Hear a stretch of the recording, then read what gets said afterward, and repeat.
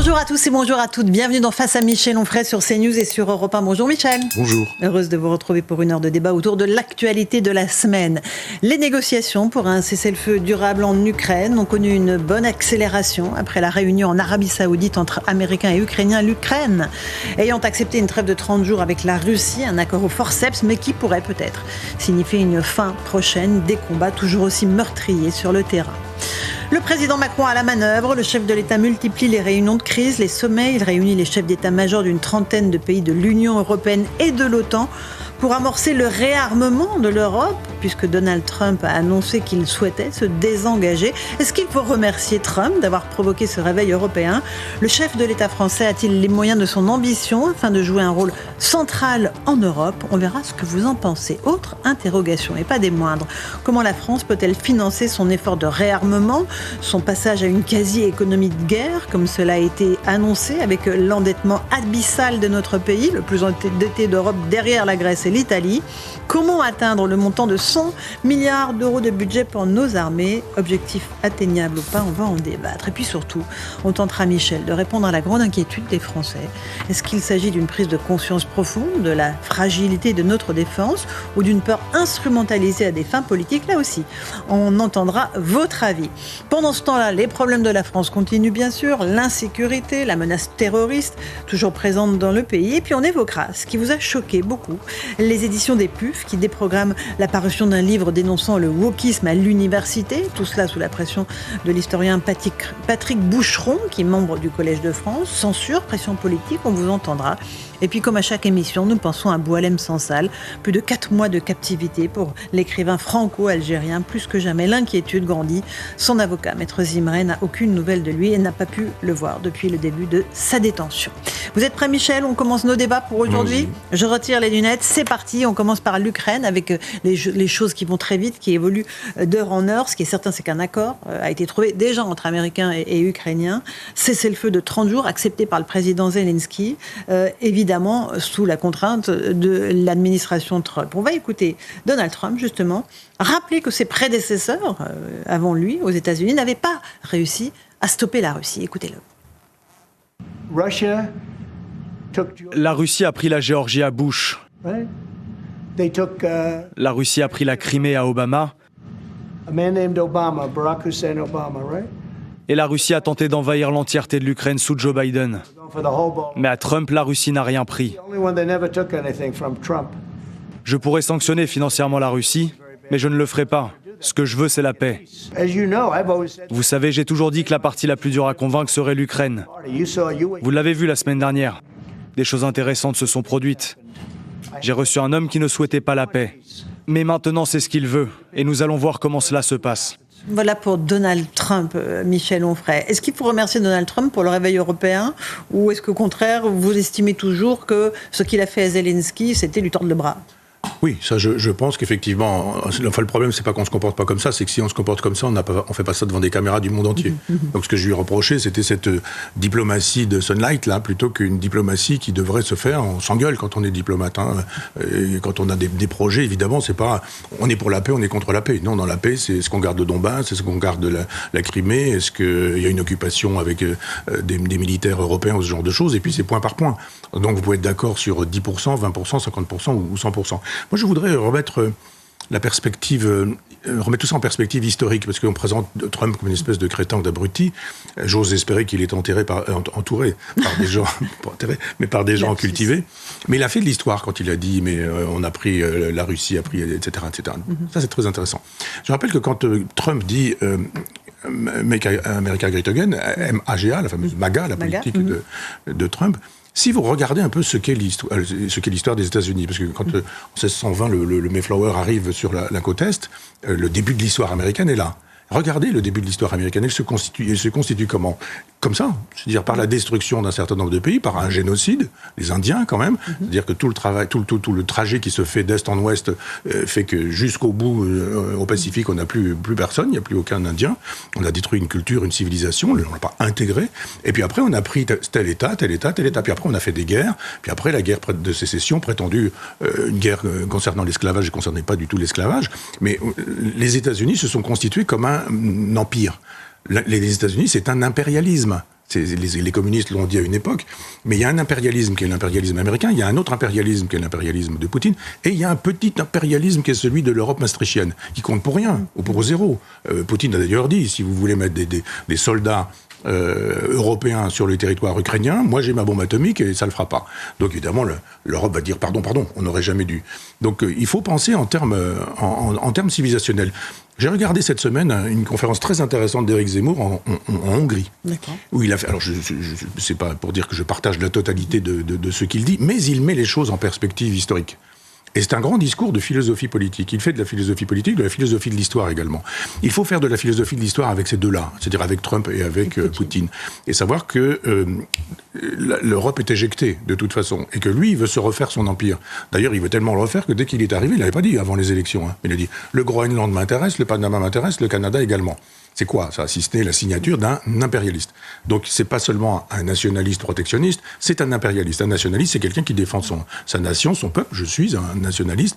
Et un impérialiste, c'est celui qui pense qu'il est tellement génial qu'il doit pouvoir aller chercher d'autres États en disant vous allez faire partie de notre monde. C'est ce qui anime Madame Ursula von der Leyen et ceux qui aiment Madame Ursula von der Leyen. Et voilà pourquoi aussi bien Poutine que Trump estiment que l'Europe est devenue leur ennemi, puisqu'ils veulent jouer dans la cour des grands alors qu'ils sont des petits, dirigés et commandés par des petits.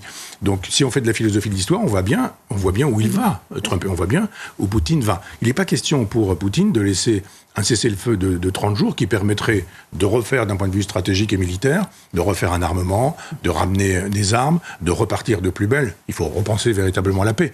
Donc il y a un moment donné où Poutine dira tout ce qu'il pense de la totalité de la feuille de route. Il est bien évident qu'il ne va pas lâcher l'affaire, puisque depuis qu'il sait que ça se négocie, c'est-à-dire depuis que Trump a été élu, même pas quand il est arrivé au pouvoir, il y a eu probablement des coups de fil, mais il sait qu'il va falloir négocier. Donc évidemment, vous faites des attaques massives et vous avancez, puis après vous dites, bon, les attaques massives qui nous ont permis des avancées, on va reculer, puis finalement, on aura la ligne de front qui nous intéressait dès le départ. C'est comme ça que Poutine pense, et c'est comme ça que Trump pense aussi, ce sont des marchands de tapis. Effectivement, Michel, on l'a vu, ce n'est pas simple de négocier avec Vladimir Poutine. La Russie considérera comme un conflit armé direct le déploiement de soldats de la paix européens en Ukraine. C'est extrêmement dur comme position pour les Russes. Oui, mais moi, j'ai pas besoin d'attendre qu'il ait parlé pour savoir ce qu'il va dire sur ce sujet. Il le dit depuis toujours. Il estime que l'Europe, c'est peanuts. Et que, de toute façon, l'Europe veut avancer, que c'est d'ailleurs pourquoi il y a eu ce problème avec l'Ukraine. L'Europe veut avancer ses pièces vers l'Est, et lui ne veut pas, l'Europe maastrichtienne. Et lui ne veut pas. Et c'est le conflit. Donc, ça veut dire que s'il y a le moindre soldat européen sur le sol ukrainien, c'est la guerre. Il estime que l'Europe a gagné. Et donc, il ne veut pas faire un traité de paix dans lequel il dirait à l'Europe « je vous offre ce que vous voulez, c'est-à-dire votre propre présence dans ce pays où il n'y aura rien, mais pas vous ». Donc je ne veux pas qu'il y ait de l'OTAN, je ne veux pas qu'il y ait de l'Europe, je ne veux pas qu'il y ait éventuellement une espèce de neutralité. Je pense que Poutine pourrait négocier jusqu'à l'acceptation d'une neutralité avec une espèce de gouverneur général qui lui dirait on ne touche pas à la Crimée, on ne touche pas au Donbass dans l'état dans lequel ça se trouve. Je pense que c'est le genre de négociation qu'il est susceptible de faire. Et je pense que c'est le type de négociation que Zelensky ne peut pas se permettre de refuser, vu l'état de ses troupes, de son moral et puis de destruction de son propre pays. On va aussi évoquer l'attitude du président Macron.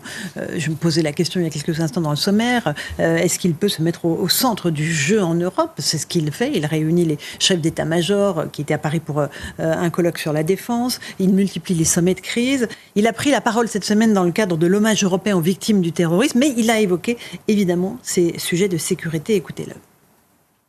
Une grande nation, elle n'a pas à choisir, elle a à répondre. Et elle n'a pas à décider de lutter contre les menaces géopolitiques qui s'imposent à elle ou contre les menaces sur son sol projetées par les terroristes. Elle a à faire les deux en même temps. C'est ce que nous faisons. Alors à l'heure où l'équilibre du monde se reconfigure, où ce qu'on croyait acquis s'éloigne et où ce qui paraissait exclu se rapproche, il nous faut en effet défendre ces valeurs indéfectibles de notre République. Parce que nous n'avons aucunement envie de subir. Nous voulons choisir le destin qui est le nôtre. Là-dessus, Michel Onfray, vous ne pouvez être que d'accord avec lui. Nous ne devons pas subir, nous devons être une grande nation qui doit répondre, Et choisir notre destin. Oui, cause toujours. L'image est très intéressante. Les images sont toujours très intéressantes parce que... Expliquons-la à nos auditeurs. Oui, parce que on le voit à une tribune en train de parler, et derrière, il y a un immense chantier. Un immense chantier. Qui est celui de la DGSI. C'est la première un déplacement, de la DGSI. Voilà, un déplacement de la DGSI qui est dans un endroit qui va aller dans un autre. Et derrière, on dit, ce chef de l'État dit, yaka, il faudrait, on devrait, etc. Et derrière, il montre l'état de la France. C'est-à-dire, on devrait avoir des services secrets en pleine forme, et là, on est juste en train de dire, bon, on va les déménager, on va les déplacer. On reconstruit, au contraire. Oui, on reconstruit, mais juste derrière, vous avez vu l'État, quoi. Vous avez eu Poutine, vous avez Trump, vous avez la Chine, vous avez l'Inde, vous avez un tas de pays qui ne veulent pas que du bien, l'Iran, par exemple, ou le Hezbollah et le Hamas. Et là, vous êtes en train de dire, je prends la posture devant un chantier, et n'ayez crainte, on va faire le nécessaire pour qu'on ait des services secrets. 7 ans pour faire une prison, combien de temps pour faire des services secrets ? Vraiment, il y a des moments où, je ne sais pas s'il a un conseiller en communication, il doit en avoir une 50aine, mais il n'y a pas un conseiller en communication qui lui a dit il faut que tu fasses une prise de parole sur un fond neutre, mais sûrement pas sur un chantier en disant voilà à quoi ressemblent nos services secrets. Mais sur le fond, encore une fois, dire qu'on est une grande nation, rappeler que la France est une grande nation qui dispose de l'arme nucléaire, tenter de se mettre au centre du jeu européen, ça, évidemment, il doit le faire. Ça s'appelle du performatif en linguistique. Le performatif, c'est que quand vous dites la chose est faite, le maire dit « je vous déclare mari et femme ». Vous ne l'étiez pas, il fait cette phrase, etc. Le prêtre aussi. Et vous l'êtes. D'un seul coup, vous êtes mari et femme. Vous signez, l'affaire est réglée. Lui, il fait du performatif. Il croit qu'en disant que la France est une grande nation, elle est une grande nation du simple fait qu'il l'a dit. Mais il est le seul en France à pouvoir faire de telle sorte que le performatif soit sa signature. C'était le cas du général de Gaulle. Le général de Gaulle ne disait pas un truc, le lendemain autre chose, le surlendemain encore autre chose, un ministre qui dirait le contraire, ou je ne sais quoi. Là, sa parole ne porte pas. Donc dire que la France est grande, qu'il le montre. Et qu'il fasse de telle sorte que la France ne se rapetisse pas. Elle est en train de se rapetisser depuis qu'il est au pouvoir. Donc, il le montre et on le croira. Mais c'est pas parce qu'il le dit qu'on va le croire. On peut plus croire sur parole quelqu'un qui nous a menti si longtemps. Vous savez, c'est l'histoire des loups. Quand le berger appelle au loup et qu'il Pierre et le loup. Mais c'est ça, il y a pas les loups, ils viennent pas. Un jour, le loup il vient. Et voilà. Là, on est dans le même état. C'est-à-dire devant une espèce de friche industrielle, on nous dit que la France est forte, que la France est puissante, que la France est dominatrice, etc. Mais non, la France n'est plus ça parce qu'il a contribué depuis 10 ans à détruire tout ça, et que les Maastrichtiens ont contribué à détruire tout ça depuis 1992, en disant contribuons à ce fameux État maastrichtien, dépouillons la mariée, et puis donnons tout ce qui faisait le génie de la France à l'Europe. Et dernier en date, dernier cadeau que Macron prévoit de faire à l'Europe maastrichtienne, à cet État maastrichtien, le siège à l'ONU et l'arme nucléaire. Il ne l'a pas dit comme tel. Hein. Il l'a dit il y a quelque temps. Il a rappelé qu'il ne partagerait pas la dissuasion nucléaire, mais qu'il ouvrait le débat stratégique. Non, récemment. Mais il y a plus longtemps. Oui, très récemment. Il y a plus longtemps. On va remonter, mais comme il le dit, en même temps, on ne peut pas dire ce qui est de plus récent, c'est un peu la logique du journalisme, c'est de croire que ce qui est plus récent est plus vrai, mais il a dit précédemment quelque chose de beaucoup plus grave. Non, Macron ne change pas d'avis, il n'a pas d'avis. Simplement, quand vous dites ça, vous dites on est prêt à partager le bouton nucléaire avec Angela Merkel, et puis après, vous dites... J'entends, Michel. Ah bah oui, mais sur l'effort de réarmement français, là, vous dites il faut le faire, évidemment. Il faut le faire, il faut que notre pays se réarme. Il lui fallut ne pas commencer par détruire. Ce qui est plus facile, c'était plus facile de conserver que de détruire. On détruit puis on veut reconstruire. Je rappelle que le général de Villiers est parti sur des conflits de ce genre-là, sur des conflits budgétaires. C'est-à-dire quand vous êtes le chef d'état-major de la France, vous savez très bien, vous avez des rapports qui vous arrivent sur le bureau, vous savez très bien à quoi ça ressemble la France, et vous savez très bien quels sont les enjeux. Donc quand vous allez voir le chef de l'État en lui disant on a besoin d'argent, un chef d'État digne de ce nom, c'est quelqu'un qui dit vous aurez. Je veux même pas vous entendre, je vais vous écouter, je vais vous entendre bien sûr, mais on va commencer par là. Vous aurez ce budget puisque vous me le demandez. Et qu'il n'était pas du genre à demander un budget juste pour avoir 2 ou 3 petits chars en plus. On a plus d'armée, on n'a plus de l'aviation. Enfin tout ça, on nous dit en 3 jours d'une guerre intense, on serait à plat. Un conflit d'autre intensité. Oui. Eh bien c'est très exactement ce qui s'est passé avec la débâcle. C'est très exactement ce qui s'est passé. Reprenez, je ne suis pas du genre à dire, regardez les années 30, etc. Mais pourquoi est-ce que Hitler rentre comme dans du beurre ? Parce qu'un certain général de Gaulle avait dit précédemment qu'il fallait une aviation, qu'il fallait des chars, qu'il fallait des radios qui permettaient aux chars et aux avions d'être en relation de façon à ce qu'on puisse avancer sur un front. Ah non, on a la ligne Maginot, nous. Qu'est-ce qu'il y a de l'autre côté ? Un Guderian qui, lui, se fait traduire de Gaulle et comprend bien que de Gaulle a raison et fait le nécessaire. Et quand il arrive avec ses blindés dans les Ardennes, qu'est-ce qui se passe ? Il y a les avions, il y a les chars et il arrive l'affaire est réglée, l'affaire est pliée. Donc tous les gens, comme le général de Villiers par exemple, qui ont dit des choses avant et à qui on a dit allez vous faire voir, ou le général de Gaulle à qui on a dit en son temps, dans les années 30, allez vous faire voir, sont des gens qui avaient raison. Alors c'est facile aujourd'hui de dire yaka. Je le rappelle, s'il faut 7 ans pour faire une prison, combien de temps faut-il pour fabriquer une armée nouvelle, pour utiliser la formule de Jean Jaurès. Et dans ce contexte, Michel Onfray, où certains voient une politique de la peur s'instaurer dans notre pays, on entendra dans un instant l'inquiétude des Français, on va écouter Charles Millon, ancien ministre de la Défense, qui demande justement au président Macron d'arrêter cette politique de la peur. On a effectivement un pays qui a agressé un autre pays, la Russie a agressé l'Ukraine, mais on cherche maintenant les chemins de la paix. On ne va pas continuellement alimenter un climat de peur et de guerre. Donc pour aller sur les chemins de la paix, il faut le faire avec intelligence, avec discrétion, avec finesse, avec modestie et un peu d'enthousiasme, parce qu'en fait on voudrait voir en fait un avenir plus serein. Et c'est pour ça que je crois qu'il faudrait que le président de la République revienne à une pratique qui soit une pratique classique de la diplomatie. On est quand même étonné par ces réunions qui sont répétées tous les jours aujourd'hui pour pouvoir faire comme si on était à la veille d'une conflagration demain dans le continent européen. Voilà pour Charles Millon. Vous partagez son analyse, Michel Onfray ? Écoutez, je souscris à tout. Et je me disais que finalement il y avait une opposition entre les anciens et les modernes. Moi je redécouvre le visage de ce monsieur que j'ai connu à une époque où effectivement il avait peut-être 20 ans de moins, où il faisait de la politique. Charles Millon comme je ne sais quoi, président de région je crois, oui, pas seulement. Mais donc, je ne sais pas, mais en tout cas il était ancien ministre de la Défense à coup sûr. Ça. Et en fait je me dis mais il a raison sur tout. C'est-à-dire cette façon à l'ancienne de faire de la politique en disant oui je constate qu'effectivement c'est la Russie qui a envahi l'Ukraine, il ne s'agit pas de prendre position pour Poutine et puis d'inventer tout et n'importe quoi. Oui, il faut faire une diplomatie qui va vers la paix. Non, on ne doit pas utiliser la peur. Oui, il faudra discuter, etc. On se dit, mais c'est formidable, à l'ancienne, comme ça, plutôt que de faire le kéké devant les caméras en disant, yaka, il faudrait, et on y va. De fait, la question de la peur, c'est quelque chose d'assez facile à utiliser en démocratie. Il vous suffit juste de trouver quelqu'un en vous disant c'est le loup, c'est le grand méchant loup. Et ça marche avec Marine Le Pen, il faut avoir peur de Marine Le Pen, il faut avoir peur du fascisme, il faut avoir peur du nazisme, il faut avoir peur de Radour-sur-Glane, il faut avoir peur du retour du fascisme en France. Et on se dit juste, oui, bien sûr qu'il faut avoir peur de tout ça. Sauf que tout ça n'est pas là. Il n'y a pas de Waffen-SS qui circule dans les rues de Paris en disant nous sommes aux portes du pouvoir et dans des élections prochaines, etc. Donc il a raison, il faut surtout pas... Il faut congédier et conjurer la peur en disant mais de la raison, c'est le contraire de la peur. Mais la réalité, Michel Onfray, c'est que les Français ont peur maintenant. Ça y est, c'est installé dans l'opinion publique, que ce soit chez les jeunes, chez les moins jeunes, surtout chez ceux qui ont connu la guerre. Écoutez la réaction des Français que nous avons interrogés sur ce thème-là. J'ai très peur qu'il y ait vraiment une troisième guerre mondiale et puis qu'on fasse qu'il y ait des soldats au sol, quoi, et notamment qu'on prenne mes enfants. J'avoue, je me suis pas forcément posé la question. Pour l'instant, ça me touche pas. Peut-être d'un naturel optimiste. Peut-être que ça va finir par s'arranger. J'essaye de relativiser et de prendre les choses, de rester confiante. Ça ne vaut pas grand-chose. Ça ferait un peu bizarre du jour au lendemain, en fait, de partir au front comme ça, quoi. Je n'y ai jamais trop pensé, quoi, et partir comme ça du jour au lendemain, ça fait un peu peur, ouais. M'engager, ça me dérangerait pas, et si c'est pour la bonne cause et pour la patrie, je le ferai. Après, c'est pas mon ambition maintenant tout de suite de partir. Voilà pour ces réactions assez intéressantes de Français, les plus jeunes qui disent oui, je n'ai pas très envie, mais s'il faut le faire, je le ferai, mais bon, l'heure n'a pas sonné. Il nous dit en gros qu'il le ferait, mais à la retraite, quoi. Quand il sera à la retraite, il aurait le temps d'y aller, mais pour l'heure, il faut quand même pas trop exagérer. Moi, vous savez, je ne suis pas pour les micro-trottoirs.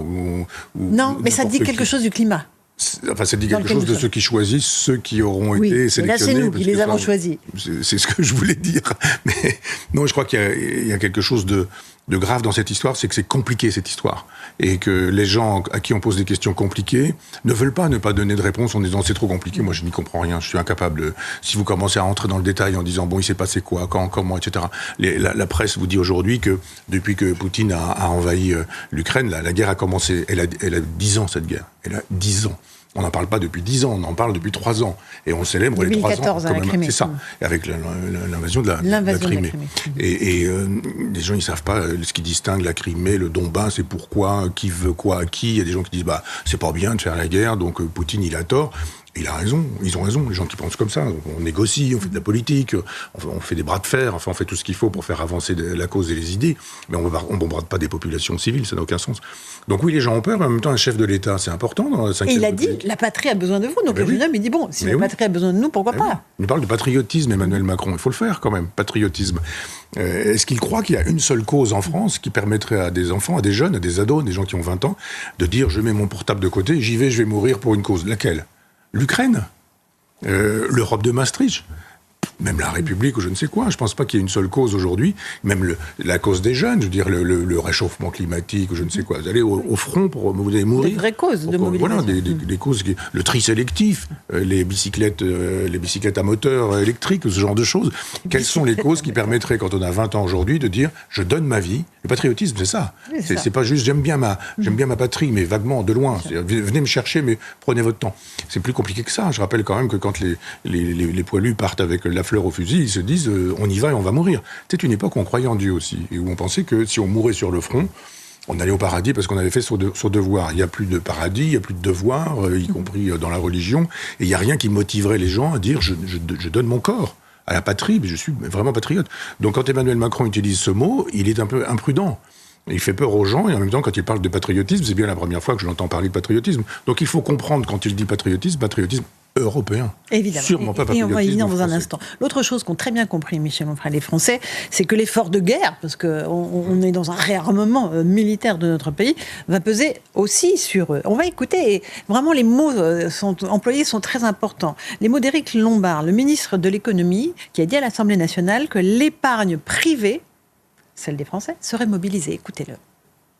Nous allons mobiliser effectivement l'épargne privée. Je peux vous dire que le 20 mars, vous demandez quand, avec mon collègue ministre des Armées, nous allons réunir à Bercy les investisseurs et les entreprises de la base industrielle et technologique de défense afin de mobiliser l'épargne privée et afin que cette épargne finance notre effort de défense qui va s'accroître. Je ne suis pas sûr qu'un livret dédié soit une solution, puisqu'il y a déjà beaucoup d'outils d'épargne qui existent, que ce soit les fonds du livret A, gérés, comme vous le savez, par la Caisse des dépôts, ou les fonds qui sont sur l'ensemble des véhicules d'investissement gérés par les banques, par les assureurs, par les gestionnaires d'actifs. Et c'est surtout cette épargne que nous souhaitons mobiliser, afin que, effectivement, les Françaises et les Français participent à cet effort qui nous permette d'assurer la sécurité de notre pays et de l'ensemble de l'Union européenne.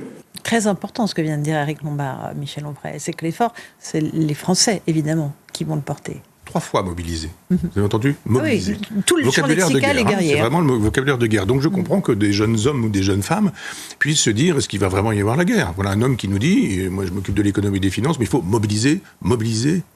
Et l'épargne privée. Plus l'épargne privée. Pas les fonds publics. Je ne suis pas un technicien de ces choses-là, mais je me rappelle qu'à une époque, Michel Sapin, socialiste, ministre socialiste, avait concocté une loi qui en gros permettait d'aller récupérer les bas de laine des Français en disant, vous avez de l'argent, on n'en a plus, donc c'est normal qu'on puisse aller récupérer ce dont on a besoin. Là, il n'y a pas d'argent pour les paysans, il n'y a pas d'argent pour les médecins, il n'y a pas d'argent pour les prisons, il n'y a pas d'argent, on ne peut pas construire des prisons, on ne peut pas construire des écoles. Il y a une dette abyssale. Il y a une dette abyssale, on est incapable de... Et là, d'un seul coup, on se dit, reprenons un crédit, recommençons, et on se dit, mais l'argent se trouve... Il n'y aura pas d'impôt. Non, si juste on dit, mais faites-nous voir votre compte et vous avez de l'argent, à quoi vous allez utiliser vous allez partir en vacances avec ça ? Allez, les vacances sont annulées, vous allez financer l'effort de guerre. Par ailleurs, je ne sais pas si ces gens savent à quoi ressemble la France. Les Français sont pauvres, ils sont miséreux pour beaucoup. Voilà des gens qui travaillent pour beaucoup et qui, parfois, pour certains, dorment dans leur voiture, je le dis souvent, mais dorment dans leur voiture parce qu'ils n'ont pas les moyens de s'acheter. Après, il y a une réalité économique, Michel, c'est que le taux d'épargne n'a jamais été aussi haut en France parce que les Français ont peur de l'avenir, tout simplement. Ceux qui ont quelques moyens les mettent de côté en disant on ne sait pas ce qui nous attend dans les mois qui arrivent. J'ai vu des gens me dire qu'ils mettaient 20 € par mois d'économie sur un compte, vous vous rendez compte ? Mais bien sûr. On ne parle pas des milliardaires, là. Non, mais on ne va pas non plus solliciter les milliardaires tout le temps. Il y a un moment donné où on se dit, mais tout ce qu'on fait comme dépense, nous, peut-être qu'on pourrait regarder en se disant, chacun fait ça chez soi, en se disant, mais on va peut-être commencer par, je ne sais pas, si on a 3 abonnements de téléphone, on va peut-être en prendre un seul, et puis voilà, faire des économies, plutôt que d'aller taper toujours sur les mêmes. Et toujours les mêmes, c'est quoi ? C'est souvent les pauvres aussi. Quand vous augmentez la TVA, vous dites, mais ils ne paient pas d'impôts, ces gens-là. Mais il y a des gens qui ne paient pas d'impôts. Mais si, tout le monde paie des impôts. Quand vous faites votre petit déjeuner le matin, sur le pain, vous avez payé de la TVA, sur le café, TVA, sur le beurre, TVA, sur les croissants, TVA, etc. Donc vous payez des impôts. Cette façon de dire toujours, mais pour les pauvres, pour les miséreux, pour les sans grade, il n'y a pas d'argent. Tirez-vous. Les paysans, on leur envoie les blindés. quand ils disent juste on est obligé de se pendre. Nous n'avez qu'à continuer à vous pendre, c'est pas notre problème, on n'a pas d'argent. Sauf que là, alors là, d'un seul coup, quand il s'agit d'accueillir toute l'immigration du monde, il y a de l'argent. Quand il s'agit de faire une guerre qui n'est pas la nôtre, je veux dire que peut pas. Le destin de l'Europe ne se joue pas en Ukraine. Mais le destin de l'Europe, il se joue ailleurs et autrement. Et puis que je sache, l'Ukraine ne fait pas partie de l'Europe. Et la Russie ne fait pas partie de l'Europe. Ce sont deux pays qui ne sont pas dans l'Europe maastrichtienne et qu'on voudrait ramener, du moins pour l'Ukraine. Moi, je voudrais qu'on puisse solliciter les peuples. Vous savez que moi, je suis gaulien et que je crois à la possibilité des référendums. Demander au peuple s'il veut que cette guerre soit faite. Demander au peuple s'il veut... Alors d'ailleurs, il y a un référendum qui serait extrêmement simple, c'est justement d'ouvrir un livret en disant « Donnez de l'argent ». Alors là, je rigole, parce que franchement, il n'aurait rien du tout. Les gens qui sont obligés de finir les fins de mois, de terminer leur fin de mois sans manger de la viande, voire en économisant un repas sur deux, je vois mal qu'ils mettent de l'argent. Mettrait-il de l'argent qu'ils mettraient 10 €? Il en faut des billets de 10 € pour faire des missiles, pour faire des tanks, pour faire des chars, pour faire des bombes, et peut-être même une bombe atomique, puisque finalement, notre président de la République semble ne pas craindre un conflit ouvert avec la Russie, en disant que cette puissance nucléaire, eh bien finalement, elle rencontre en face d'elle une autre puissance nucléaire, et que ça fait bien longtemps que la bombe atomique n'a pas servi et qu'elle pourrait bien servir dans cette occasion. C'est peut-être le moment où on peut solliciter, ça fait 10 ans qu'elle dure cette guerre, c'est le moment de solliciter les peuples. Qu'on aille vraiment à l'Assemblée nationale, au référendum plus que l'Assemblée nationale, on sait comment elle est construite. Mais en disant, voulez-vous, on a des questions extrêmement simples, extrêmement claires, voulez-vous que la France mène un effort de guerre pour mener une guerre en soutenant l'Irak contre l'invasion russe? Oui ou non? Si c'est oui, c'est oui. Moi, je suis un démocrate. L'Irak ou l'Ukraine, plutôt. Pardon? L'Ukraine. J'ai dit l'Irak? Oui. Oui, parce que tout ça se ressemble. En même temps, tout ce qu'on a fait en Ukraine, en Libye, etc., c'est exactement la même chose. On veut redessiner les frontières du monde, indépendamment des peuples aussi, en même temps. Et qu'on sollicite aussi les Ukrainiens, y compris les Ukrainiens qui, au Donbass, voudraient rester russes. Ça fait partie des choses possibles et envisageables. On pourrait même imaginer qu'avec Israël et la Palestine, on puisse penser en termes d'États qui ne seraient pas des États jacobins, qu'on puisse sortir du modèle jacobin et retrouver le modèle d'Albert Camus, qui est un modèle de fédération. Pas forcément la Suisse, mais encore que. Je pense que la Suisse a beaucoup plus de vertu qu'un État jacobin qui, lui, impose et détruit tout ce qui n'est pas lui. Michel Onfray, on va faire une petite pause dans Face à Michel Onfray sur CNews et sur Europe 1. On reviendra ensuite pour parler de l'Union européenne et de cette union peut-être fédéraliste qui avance à pas feutrés petit à petit dans la tête de nos dirigeants. A tout de suite sur CNews et sur Europe 1. Et on se retrouve dans Face à Michel Onfray pour la seconde partie sur CNews et sur Europe 1. Michel, on va parler de la défense européenne, de l'Union européenne, évidemment, parce que cette idée, on voit, chemine petit à petit dans le champ lexical de nos dirigeants. Je sais que le général de Gaulle, et je ne vais pas vous l'expliquer à vous qui êtes un gaulliste, a toujours plaidé en faveur d'une Europe des États et des nations, et non pas d'une Europe fédérale. Vous avez l'impression que c'est vers ça qu'on nous emmène ? Ah oui. Alors d'abord, je le dis depuis des années, je ne peux pas imaginer qu'Emmanuel Macron puisse me lire ou m'écouter ou je ne sais quoi, ou même Marine Le Pen, mais j'entends de temps en temps des idées. On va l'écouter justement, Marine Le Pen, après. Très bien, moi, mes idées ne m'appartiennent pas, si elles sont justes, il faut qu'elles avancent. Et je le dis depuis très longtemps qu'il y a un État maastrichtien, et que cet État, je dis d'ailleurs, il a son drapeau, il a son hymne, il a sa monnaie, il a sa langue anglaise, il a son droit, etc., il a même ses juridictions, et que tout ça est supérieur aux juridictions nationales. Et que donc, à chaque fois, on ne peut pas d'ailleurs voir un drapeau français apparaître sans qu'il soit tout de suite flanqué d'un drapeau européiste, je dirais. Donc, il faut savoir que dans l'esprit d'Emmanuel Macron, à chaque fois qu'il parle de la France, c'est la France au service de l'Europe. Et c'est pas l'Europe au service de la France. Quand le général de Gaulle veut faire une Europe, il veut faire une Europe française. Et il s'est passé quoi? Il s'est passé une Europe allemande. L'Europe, elle a été allemande pendant très longtemps. Et puis maintenant que l'Allemagne n'a plus grand-chose à faire de ce jouet qu'est l'Europe, on le balance, et puis on dit maintenant on va faire autre chose et autrement, à défaut de faire une Europe allemande. Maintenant ils peuvent très bien refaire une Europe américaine. Trump se trompe quand il dit que ça a toujours été fait pour ennuyer. C'est pas le mot qu'il utilise. On va dire le mot sympathique. C'est pas le mot qu'il utilise, mais ennuyer les États-Unis, pas du tout. Ça a été fabriqué par Jean Monnet, qui était lui-même agent de la CIA, payé, etc. Enfin, c'est l'Europe de Mitterrand, qui lui vient de la francisque. C'est pas du tout une Europe gaulienne. Et l'Europe du général de Gaulle, c'est sûrement pas une Europe de Jean Monnet, l'Europe de Jean Monnet. Donc l'Europe de Jean Monnet, c'est celle d'Emmanuel Macron. Et c'est une Europe post-nationale. Donc il faut détruire tout ce qui est nation. Pourquoi il n'y a pas de culture française, c'est pourquoi on préfère tout ce qui détruit la culture française, c'est formidable, c'est pourquoi aux Jeux Olympiques, dès qu'on peut décapiter la reine une seconde fois, c'est formidable, dès qu'on peut moquer la scène on va parler de l'histoire, et l'Eucharistie. Ben oui, mais c'est formidable, continuez aussi. Donc détruisez tout ce qui est national, et il nous faut du post-national, et quand on aura... Et pourquoi ? C'est pourquoi d'ailleurs que Mélenchon est l'allié, l'idiot utile, si je puis me permettre l'expression, sans que leur com nous tombe dessus, mais enfin, de cette idéologie-là, parce qu'au bout du compte, in fine, ils finissent tous par voter pour ce projet-là. Les uns en disant il est formidable, et d'autres disent... Pardon, le projet Maastrichtien. Les autres disant maintenant il y a Marine Le Pen en face, c'est le fascisme. Globalement, tout le monde se retrouve pour voter pour cet État devenu totalitaire, de plus en plus. Écoutons Marine Le Pen, justement. Elle était l'invitée de nos antennes cette semaine. Elle dénonce l'Europe fédéraliste vers laquelle nous avançons. Ils ne sont pas en train de créer une Europe fédéraliste. Ils sont en train de créer un État unitaire européen. C'est un tout petit peu différent et c'est beaucoup plus grave. On peut très bien engager encore une fois des projets avec des nations européennes.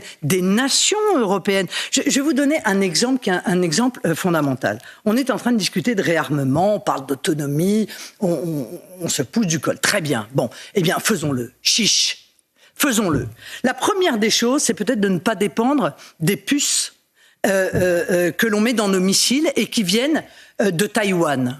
Donc, est-ce qu'on ne peut pas, par exemple, créer un MBDA des puces, puisque les machines qui fabriquent les puces sont néerlandaises, eh bien, ne peut-on pas, avec les nations européennes, se mettre ensemble en disant, voilà, on va réfléchir à créer une filière européenne des puces.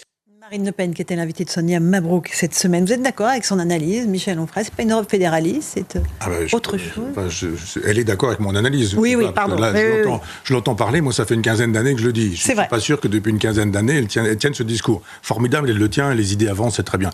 Même chose, le mot souverainiste, ils sont mauvais. Depuis des années, on a créé Front Populaire pour désencrasser tout ça, on commence à réutiliser le mot, très bien. Je ne vais pas dire que m'accorder les mérites d'un certain nombre de concepts, mais enfin, quand ils sont volés, ils réapparaissent sur le marché et on ne dit jamais comme le dit, ou etc. Certains ont droit à ça, il y a des individus qu'on peut citer, et d'autres qu'on ne cite pas. Donc oui, évidemment, je suis d'accord avec elle, puisqu'elle est d'accord avec moi, et que je ne sais pas quand elle a découvert qu'il y avait un État maastrichtien, mais ça me réjouit qu'elle l'ait découvert. Vos idées avancent, vous voyez, Michel. Mais l'important, c'est que l'idée soit juste, c'est pas qu'elle soit mienne. Et si c'est une idée qui peut permettre quelque chose pour la France, alors je suis très heureux, très content, et qu'on efface mon nom. Ça m'est égal d'avoir la paternité du concept. Si les gens, avec ce concept, peuvent penser qu'effectivement il y a des choses à faire sur ce terrain-là en disant il ne faut pas de cet État maastrichtien, alors c'est formidable. Moi, je me moque des histoires de paternité, des concepts. Michel Onfray, on est sur CNews et sur Europe 1. On va évoquer autre chose maintenant, quelque chose qui vous tient à cœur, c'est la détention de Boualem Sansal, votre ami depuis 4 mois dans les geôles algérienne. Son avocat, maître François Zimray, est désespéré, il n'a aucune nouvelle de lui, il n'a pas pu voir son client. Il a décidé de saisir l'ONU désormais pour dénoncer le caractère arbitraire de cette détention. On va l'écouter, puis après on va parler de l'Algérie. Maître Zimray. Le message, c'est que 4 mois après son incarcération, je suis obligé de me rendre au constat que ni la modération, ni la pondération, ni le respect du cadre procédural algérien dans lequel j'ai voulu m'inscrire n'ont porté leurs fruits, et qu'aujourd'hui, aucun accès n'est possible à Boualem Sansal, ni au dossier. Sa défense est impossible. Et qu'à partir du moment où il n'a pas de défense possible, il ne peut pas y avoir de procès équitable, de procès juste. Et sans procès juste, la détention est arbitraire. Et puisque la détention est arbitraire, nous allons saisir les procédures spéciales des Nations Unies pour dénoncer l'absence de procès équitable et le caractère arbitraire de cette persécution devant les instances onusiennes. Maître François Zimray, l'avocat de Boualem Sansal, évidemment, en appelé à l'ONU, c'est aléatoire, mais c'est sans doute une des dernières cartouches qu'il lui reste. Moi, j'aime beaucoup François Zimray. J'ai eu l'occasion de le rencontrer quand il était ambassadeur à Copenhague et que j'étais encore invité pour faire des conférences à l'étranger, que je n'étais pas pestiféré. Mais revenons au général de Gaulle. Quand le général de Gaulle intervient pour Régis Debray, Régis Debray, c'est pas sa tasse de thé. À l'époque, Régis Debray, il défend Che Guevara. Mais le général de Gaulle intervient pour le libérer des geôles de Bolivie. Il vient pas à la télévision en disant j'ai fait ceci, j'ai fait cela, etc. Mais le général intervient. Quand Sartre distribue la cause du peuple et qu'on dit on va embarquer Sartre, etc., que dit le général de Gaulle? On n'enferme pas Voltaire, on n'embastille pas Voltaire. C'est-à-dire que Il faut lire les entretiens de Sartre avec Garassi. Je vous assure que les grossièretés, les vulgarités que Sartre utilise pour parler du général de Gaulle, c'est assez terrible. Eh bien, le général de Gaulle avait le sens de ce qu'était un écrivain, et que ce soit Régis Debray ou que ce soit Jean-Paul Sartre. Emmanuel Macron, qui nous fait le coup du G3 Pléiade sur mon bureau, où j'écris dans la NRF qui ouvre ses colonnes d'ailleurs, dès qu'il est devenu jeune président de la République, ou qui nous dit j'aime beaucoup le théâtre, et j'aime beaucoup les lettres, etc. La littérature, qu'il en fasse une affaire personnelle. Qu'il soit un peu de Gaulle sur ce seul sujet-là, et qu'il fasse comme le général de Gaulle avec Régis Debray ou avec Jean-Paul Sartre, en disant on n'embastille pas Boualem Sansal. Coupable de quoi ? D'avoir écrit, d'avoir pensé, d'avoir manifesté une pensée qui n'est pas la pensée que le gouvernement algérien voudrait voir propagée. Le chef de l'État pourrait très bien dire j'en fais une affaire personnelle et je me donne tant de temps, sans forcément venir à la télévision, mais de se dire à lui-même, je me donne tant de temps, vous allez m'aider avec les chancelleries, comme il a détruit toutes les chancelleries, avec un certain nombre de gens dont le métier consiste à aller faire les passages. Je pense à Jean-Pierre Chevènement, des gens qui ont l'oreille, et même Dominique de Villepin, pour lequel j'ai pas forcément beaucoup de sympathie, mais qui pourrait faire ce genre de travail en disant, s'il vous plaît, c'est notre écrivain. Je rappelle qu'il est franco-algérien. Donc c'est un compatriote Faut-il encore français. Le rappeler. Et le chef de l'État devrait y mettre tout son poids. Michel Onfray, on est sur CNews et sur Europe 1. Un petit mot de la France Insoumise. Pas une semaine sans une nouvelle polémique. Cette semaine à l'Assemblée nationale, c'est un député, Raphaël Arnaud, fiché S, qui a décidé d'organiser une conférence sur l'islamophobie avec le CCIE, qui est le nouvel avatar du CCIF, qui était un comité justement dissous par Gérald Darmanin. Ça a donné lieu d'ailleurs à une passe d'armes entre députés de droite et LFistes. On va écoutez surtout Florence Bergeaud-Blaclair, qui est connue pour ses études sur l'entrisme et les frères musulmans. Écoutez ce qu'elle dit. Elle dit que l'islamophobie est un prétexte. Écoutez-la. La lutte contre l'islamophobie, c'est pour moi un djihad défensif qui consiste dans un premier temps à marteler que l'État est raciste structurellement, que les musulmans sont maltraités, qu'ils sont des citoyens de seconde zone, voire qu'ils sont traités comme les juifs des années 30, et dans un second temps, appeler les musulmans à se défendre, voire à se soulever, voire à attaquer ceux qui les persécuteraient. Donc on voit que l'islamophobie, ce n'est pas un instrument de lutte contre la discrimination, c'est un instrument politique, ou en tout cas qui permet de légitimer le passage aux politiques des frères musulmans, voire même légitimer la violence. Pour Florence Bergeaud-Blaclair, chercheuse au CNRS, Michel Onfray. Oui, elle a raison, d'autant que, je rappelle que d'abord, elle est sous protection policière pour dire des choses vraies, pour dire des choses justes. Elle n'est pas sous protection policière pour avoir appelé à égorger des gens, pas du tout. Elle dit des choses justes et vraies, et elle est même interdite de conférences, etc. Donc non, tout ce qu'elle dit est vraiment toujours très bienvenu. Donc on voit bien qu'aujourd'hui, il y a des gens qui laissent faire. Pourquoi la présidente de l'Assemblée nationale qui s'est fait insulter par la France Insoumise quand on a dit qu'elle était allée en Israël en disant qu'elle avait campé dans le genre le camp, Madame Braun-Pivet est juive, etc. On met tout ça en perspective. Elle se prend une gifle, elle tend l'autre joue. Ça peut se faire, mais il faut le dire. On peut dire à un moment donné, moi je suis interdit de plein d'endroits, je ne vois pas pourquoi on n'interdirait pas des gens à l'Assemblée nationale en estimant qu'on ne peut pas accepter des gens qui Elle a dit qu'elle regrettait cette réunion, qu'elle ne pouvait pas l'interdire. Mais pourquoi elle ne pouvait pas l'interdire ? Je vous assure que quand on veut, on peut dans ce genre de milieu. Il vous suffit juste d'aller chercher des juristes et ils vont vous trouver les bons articles qui vous permettront de le faire. Bon, Michel, juste encore au propos de la France Insoumise, il y a eu beaucoup d'indignation après une affiche qui a été propagée par la France Insoumise dans le cadre d'une manifestation organisée le 22 mars prochain par l'extrême gauche. Une affiche qui montre Cyril Hanouna, et je le dis pour nos auditeurs, dans une posture d'abord qui n'est pas la sienne et qui rappelle sinistrement les affiches des années 30, les affiches antisémites des années 30. Ce sont des affiches honteuses, éminemment condamnables. La France Insoumise les a retirées. Mais ça dit quoi pour vous ? D'abord, je vois que Jean-Luc Mélenchon dit « j'ai pas vu ces affiches ». On va le croire, évidemment.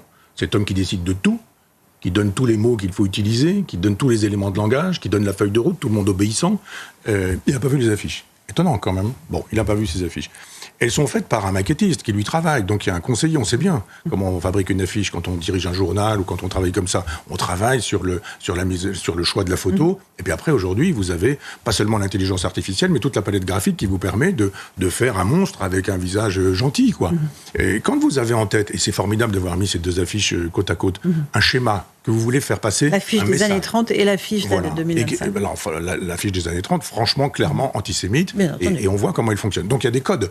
En fait, une école, même dans un lycée, normalement, dans un cours d'art, je ne sais plus comment on dit aujourd'hui, mais enfin, on doit pouvoir vous dire, regardez comment fonctionne cette affiche, comment elle est construite. Donc le maquettiste, quand il fait son affiche, il sait comment il a construit. Le message subliminal, c'est « faites-moi une affiche antisémite ». Donc elle est faite. Et puis elle est envoyée, Mélenchon dit « Ah, je l'avais pas vu, ça s'est fait dans mon dos ». Il ne doit pas se faire grand-chose dans le dos de monsieur Mélenchon. Et puis après, que disent-ils ? Ils disent « Mais c'est la bolosphère qui fait ce genre de choses. D'ailleurs, regardez, ils ont inventé un antisémitisme qui n'existe pas, etc. » Si d'ailleurs vous dites qu'il y a de l'antisémitisme dans le soutien au Hamas, dans le fait que vous voudriez une Palestine du Jourdain jusqu'à la Méditerranée, et si vous dites qu'il y a de l'antisémitisme là-dessus, vous allez avoir une note, et on va vous faire savoir que l'ARCOM va vous faire savoir que vous n'avez pas le droit de dire des choses pareilles. Donc on n'a pas le droit de dire ce qu'il faut voir, puisque des maquettistes payés par la France Insoumise fabriquent une affiche antisémite, et que quand on dit qu'elle est antisémite, on dit mais prouvez qu'elle est antisémite, c'est vous qui êtes antisémite en utilisant l'image du juif. On n'a jamais pensé à une chose pareille, bien sûr. Donc c'est de toute façon une espèce de guérilla perpétuelle fabriquée par Jean-Luc Mélenchon. Il faut que toutes les semaines, voire tous les jours si c'est possible, avec les chaînes d'infos continues, il faut nourrir la bête en disant, allez-y, un propos, une photo, une image, une saillie, une invitation, une poignée de main à un salaud, mise en scène en disant les héros, etc. On a un feuilleton Rima, Sarn, etc. Et ça continue parce qu'il faut occuper le terrain. Ils font de la politique politicienne. Lui aussi, il songe à arriver au pouvoir. La France, il n'y en a pas grand-chose à faire. Michel Onfray, j'aimerais aussi qu'on évoque ce qui s'est passé avec les éditions des PUF, qui sont les éditions... Presse universitaire de France. De France. Ils ont décidé de ne pas publier un ouvrage dénonçant le wokisme à l'université. Il y a une campagne qui a été menée contre ce livre, menée notamment par l'historien Patrick Boucheron.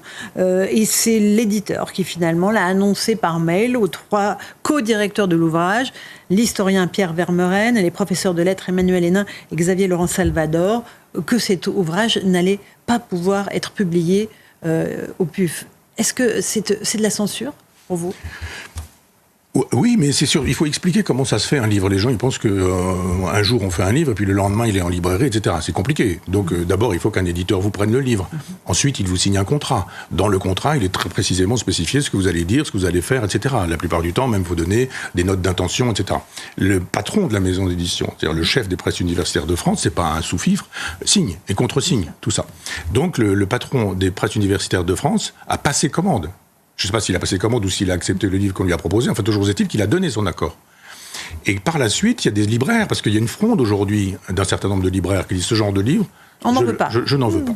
Il y a des libraires qui disent on va boycotter tous les livres de la fameuse bolosphère, de bolosphère, fachosphère, ils mélangent tout ça, en disant maintenant on va décider des livres qu'on prend, des livres qu'on ne prend pas. Ce que le peuple doit pouvoir lire ou pas lire. Absolument. On en revient toujours à la même histoire. Là, la terreur, parce que ce sont des éléments de terreur, ça fonctionne, c'est une terreur intellectuelle. Jean Sévillat parle de terrorisme intellectuel, ça en procède cette façon de faire. Parce que là c'est mais nous allons boycotter les PUF. Et il n'y aura plus de livres des presses universitaires de France dans nos librairies. Et un patron ne peut pas se permettre ça. Il se dit, mais moi, c'est ma boîte qui tombe. Il l'a dit d'ailleurs. Moi, j'ai lu les papiers qui ont été écrits sur ce sujet-là. Il lui dit, mais moi, je sauve ma boîte. Je ne fais pas de la politique en disant, j'ai signé pour un livre anti-woke. Et puis là, les gens me disent, mais si vous faites ça, vous allez avoir tout M. Boucheron et toute sa bande, toute sa clique, tout France Inter, tout machin, etc., qui va vous dire, mais il ne faut pas acheter ce genre de livre. Mais le wokisme est toujours aussi puissant, Michel Onfray, non ? Mais bien sûr qu'il est puissant. Et les gens qui pensent que parce que Trump s'attaque au wokisme du côté de l'Atlantique et de ce côté-là de l'Atlantique, et puis que ça va arriver chez nous, parce que ça arrive toujours, pas du tout. Nous, on a un pays très centralisé, au contraire des États-Unis, qui est un pays très, très fédéral, où les États, il y a des États dans lesquels vous avez le droit de porter des armes, des États où vous n'avez pas le droit. Vous avez le droit à l'avortement, vous n'avez pas le droit à l'avortement, des États où vous pouvez, la peine de mort existe, des États où elle n'existe pas. Donc c'est pas du tout la même chose. Nous, on a une France très jacobine, très centralisée. Depuis Philippe le Bel, c'est comme ça, de toute façon. Et le général de Gaulle, que j'aime beaucoup, est rentré dans cette logique, et à la fin, il était en train de penser à une espèce de décentralisation de type girondin. Donc vous avez des gens qui, dans des blocs particuliers, l'université, la recherche, l'édition, le business, le showbiz, etc., font la loi. 1 ou 2 personnes. Et si ces gens disent, on fait comme le pouce en bas, les presses universitaires de France, on les détruit, elles n'existent plus. Moi, j'ai été invité dans un lycée en périphérie de Caen, à Yves, lycée hôtelier, pour parler de l'avenir de la paysannerie française. On en avait parlé. Le directeur avait dit oui. 1 ou 2 de la France Insoumise, dont un prof d'histoire, je crois, dans la salle des profs, on dit pas question que, etc. C'est le directeur qui est coupable. C'est pas les gens de la France Insoumise. Après tout, ils font leur boulot de syndicalistes. Ils veulent pas de moi. Le directeur aurait dit j'ai dit oui. 2, Onfray sera là, vous allez pouvoir l'agresser, et il n'y aura aucun problème, il y aura un débat contradictoire. L'agresser intellectuellement. Oui, oui, j'ose espérer qu'il faut lui mettre des coups. Et puis, il s'est passé quoi ? Il s'est passé qu'il a couché les pouces. Et donc, cette espèce de terrorisme, il avance doucement. Donc, il y a des gens qui, aujourd'hui, ne font plus certains spectacles, certains auteurs, certaines mises en scène, en se disant, c'est pas possible, c'est pas pensable, etc. Moi, je suis allé à Bayreuth, j'ai même entendu des directions d'orchestre qui sont des directions wokistes, puisqu'il s'agissait, par exemple, de faire de telle sorte que la chevauchée des Valkyries ne soit pas martiale. Il fallait que ce soit avec du rose et des fleurs et des pompons. Merci beaucoup, Michel Onfray. C'était un plaisir de passer cette heure en votre compagnie sur CNews et sur Europe 1. À la semaine prochaine.